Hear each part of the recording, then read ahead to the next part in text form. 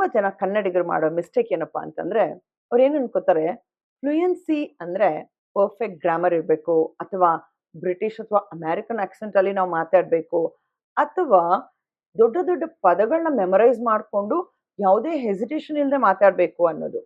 But actually fluency means it's about expressing yourself clearly even if the grammar is simple.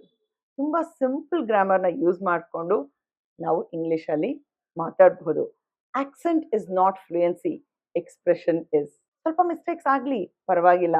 ನನ್ನ students ಏನು ಅರ್ಥ ಮಾಡ್ಕೊಂಡಿದ್ದಾರೆ ಇದರಿಂದ ಅಂದ್ರೆ, ಒಂದ್ಸಲ ನಾನು ಓವರ್ ಥಿಂಕಿಂಗ್ ಸ್ಟಾಪ್ ಮಾಡಿ ಇಂಗ್ಲಿಷಲ್ಲಿ ಕಾನ್ಫಿಡೆಂಟ್ ಆಗಿ ಮಾತಾಡಬಹುದು.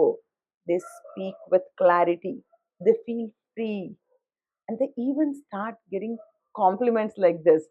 ಹೇ, ನೀನ್ ಎಷ್ಟು ಕಾನ್ಫಿಡೆಂಟ್ ಆಗಿ ಇಂಗ್ಲಿಷಲ್ಲಿ ಮಾತಾಡ್ತಾ ಇದೆಯಾ ಇವಾಗ.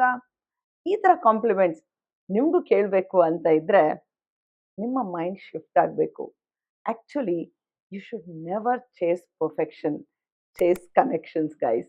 ನಮಸ್ಕಾರ, ನನ್ನ ಹೆಸರು ರೇಖಾ. ನಾನೊಬ್ಬ fluency coach and a life coach.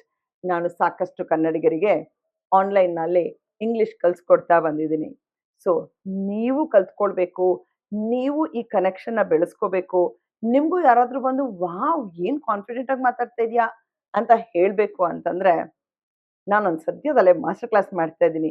Just 2 hours master class. ನೀವು ಮಾಡಬೇಕಾಗಿರೋದೆಲ್ಲ ಇಷ್ಟೇ. Click the link below, join my master class. I'll see you inside. Let us take your fluency journey forward.